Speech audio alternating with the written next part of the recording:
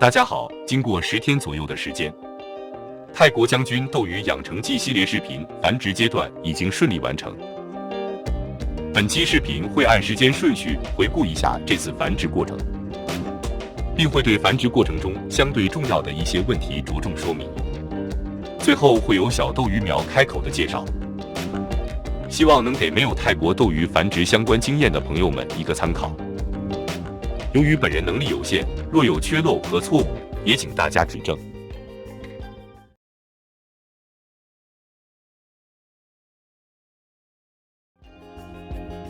建议在准备繁殖斗鱼前，应该有一个完整的计划，比如小鱼苗的开口时吃什么，比如是否有必要做温控。计划不一定需要完美，但要有，否则容易出现混乱。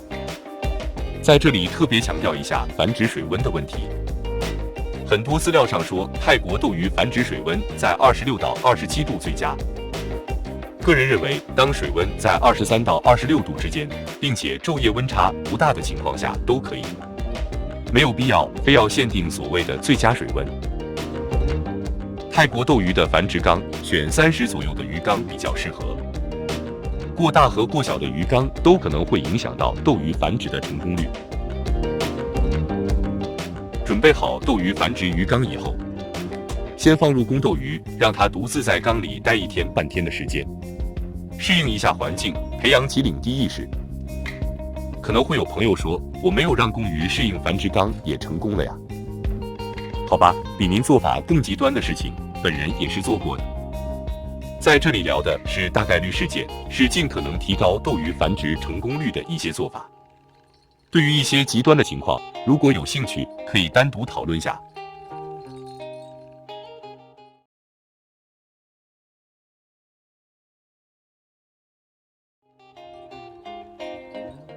经过一段时间，公斗鱼已经适应了繁殖缸的环境，这时就可以把母鱼也放入繁殖缸开始对鱼了。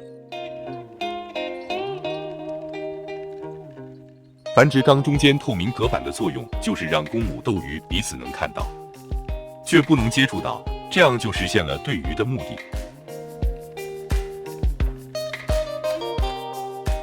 对于过程中要注意观察2条鱼的反应。如果2条斗鱼彼此有看中对方，会对视、振鳍、鼓腮或相互做出攻击状。相反，如果对于过程中2条鱼没有反应，那么它们能成功繁殖的几率就很低了。对于在测试2条鱼是否相爱的同时，也应该能起到促进母鱼体内鱼卵生长、成熟的作用，所以是斗鱼繁殖过程中不应该省略的一个环节。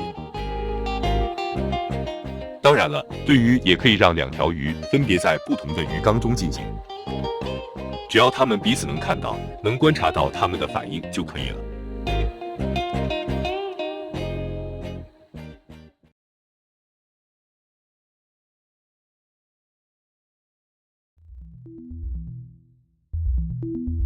合缸就是让公母斗鱼同处一缸，并可以接触到。合缸的初期需要观察2条斗鱼的表现，如果出现不死不休的打斗，或是出现母鱼追公鱼打的情况，从保证鱼的安全角度，就需要考虑放弃繁殖了。可是也不能过分担心，打架就是斗鱼的天性，斗鱼恢复能力也是极强的，只要不是太过严重的伤，繁殖过后大多能够愈合。这里需要做一个选择，要么别繁殖斗鱼，要么就要做好它们可能会出现伤残的心理准备。另外，合缸后公斗鱼是否吐泡筑巢也是需要注意的，不会吐泡筑巢的公斗鱼是不适合做种鱼的。大多数情况，合缸后3天内斗鱼就应该产卵，如果超过3天，繁殖的成功率就变得比较低了。这时可以根据自己的判断和斗鱼的状态，来决定是终止繁殖，还是继续合缸，再等等看。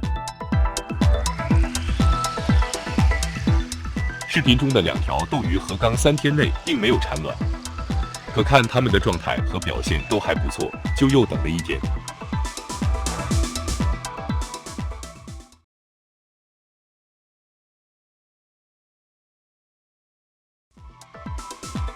当公母斗鱼不再频繁打架，母斗鱼主动接近泡巢时，两条斗鱼就要开始交配产卵了。斗鱼交配时，公鱼的身体会形成一个 U 型，把母鱼紧紧地抱住，俗称抱鱼。刚开始的抱鱼常常会出现抱不住、空抱等失败的情况。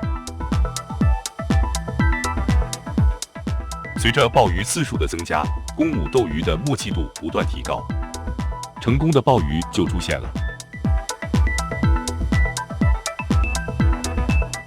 抱鱼过后，母斗鱼会出现一种假死的状态，这是不需要担心的，母鱼一会儿就会自己醒过来。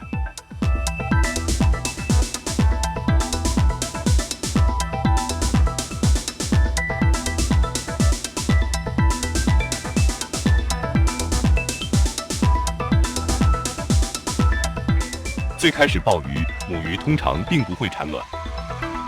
随着抱鱼次数的不断增加，在某一时间，母鱼开始产卵。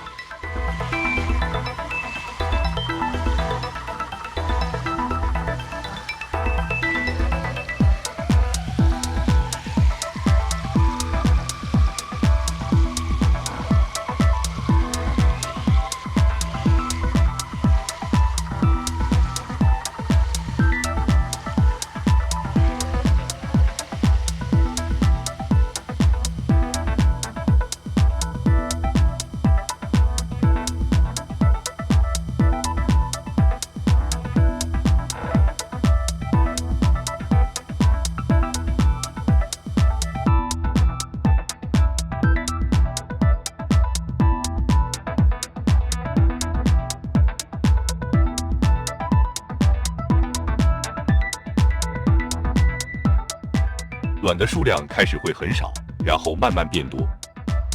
公斗鱼会把母鱼产的卵用嘴送回到泡巢里，大多数情况，母鱼也会协助公鱼完成这一工作。斗鱼交配的过程通常会达到好几个小时，期间交配次数更是会多达100次以上。前面制作过的视频中对斗鱼交配过程做了比较详细的记录，有兴趣的朋友可以回看一下，时间关系，这里就不过多介绍了。斗鱼产卵完成后，要捞出母鱼，留下公鱼护卵。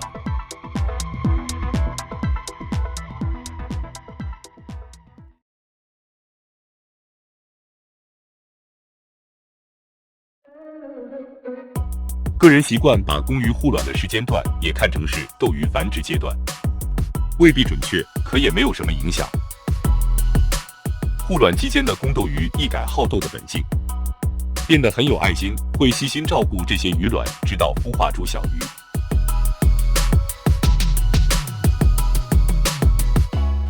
现在准确一些的时间是斗鱼产卵后的24小时左右，这时的斗鱼卵肉眼看是看不出有什么变化的。有些朋友喜欢人工孵化斗鱼卵，本人也有这样做的时候。假如没有特殊情况，还是建议让公斗鱼完成护卵。让公鱼护卵无疑是最省心省力的。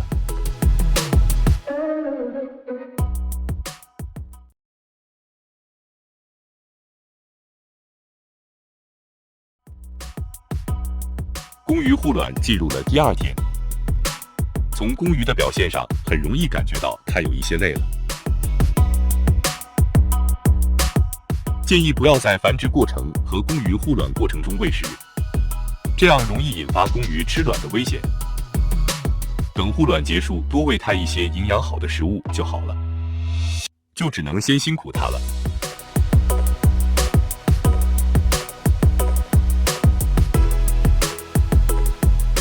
现在是斗鱼产卵后的48小时左右鱼卵的孵化情况，能比较清楚地看到鱼卵已经有了小鱼的形态，并能看到有一些发育早的鱼卵在蠕动着。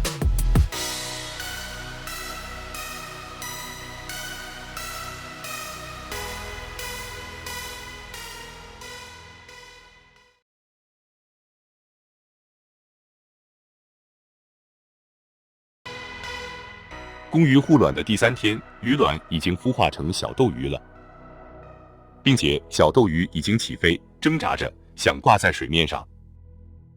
起飞中的小斗鱼还没有完全学会游泳，它们现在还是有溺水的危险，还是需要公鱼照顾的。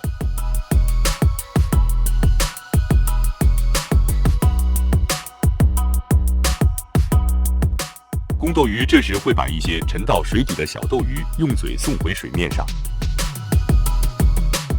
用父爱如山来形容鱼可能不很恰当，不过现在公斗鱼的表现也算是当之无愧吧。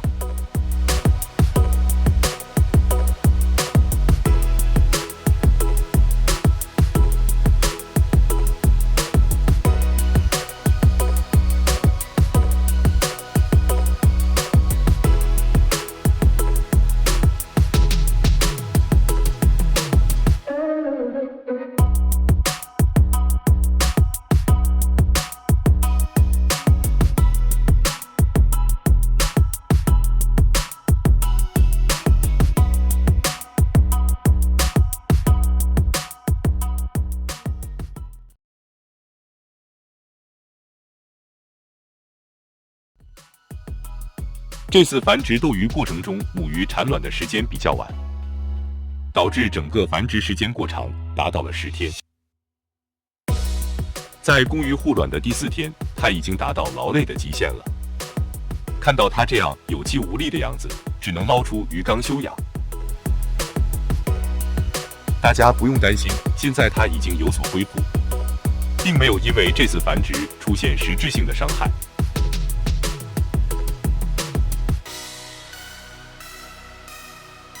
平游就是指现在阶段的小斗鱼可以自己游动，不会再出现溺水的情况，不再需要公斗鱼的照顾了。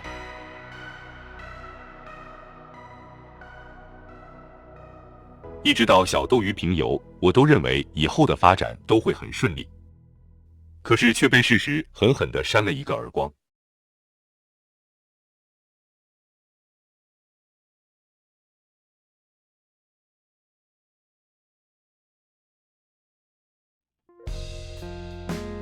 现在看到的是斗鱼苗开口后第2天的情况，用倒叙的方式来分析一下这次带苗失败的原因吧。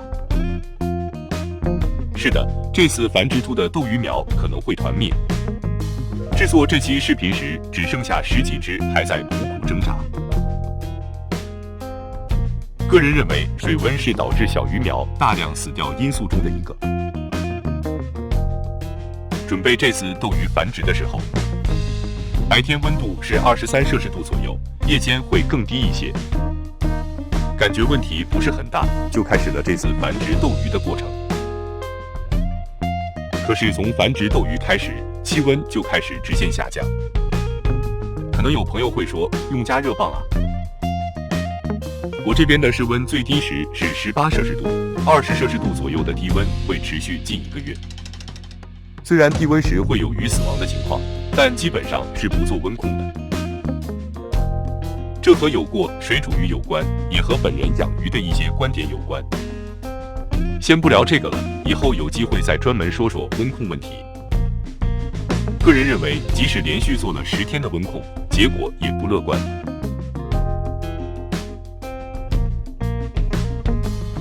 另外一个可能导致小鱼死掉的原因，需要近距离才能看到。在大部分小鱼身上发现了一些小白点。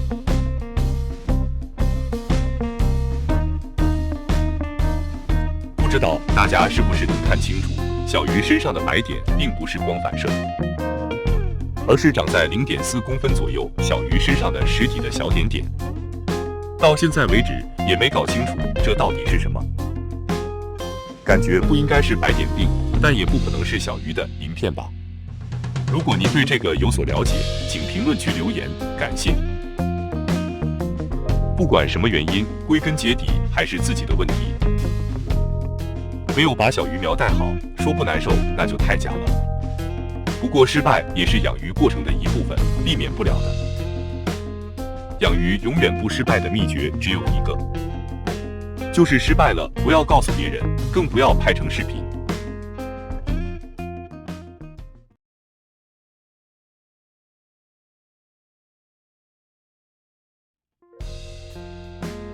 最近有一些朋友询问过斗鱼苗开口的问题，本来是想在以后的斗鱼苗成长篇里来聊这个话题，可是由于带苗的失败，成长篇可能要很久以后才能完成了。先聊聊斗鱼开口，注意，带苗失败的人的经验要自己判断对错了。现在大家看到的就是斗鱼苗开口的情况。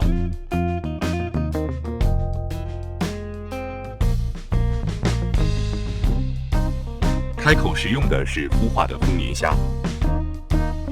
个人认为，斗鱼苗最适合的开口食是草履虫，但是现在的气温和光照并不适合培养。偷个懒，直接用丰年虾了。用丰年虾给斗鱼苗开口有2点需要注意下：一，丰年虾卵要选细卵，粗卵小苗是吃不下的。2，要算好时间，刚孵化出的丰年虾才最好。孵化出很久的丰年虾是会长大的，小鱼同样难吃下去。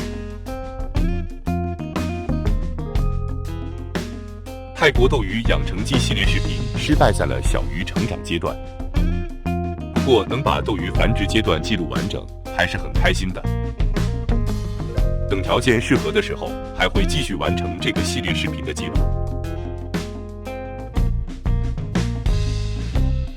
这个斗鱼繁殖总结视频制作的时间差不多用了5个小时，再配合前面制作的分级和片段视频，个人感觉已经把斗鱼繁殖过程讲得比较清楚了。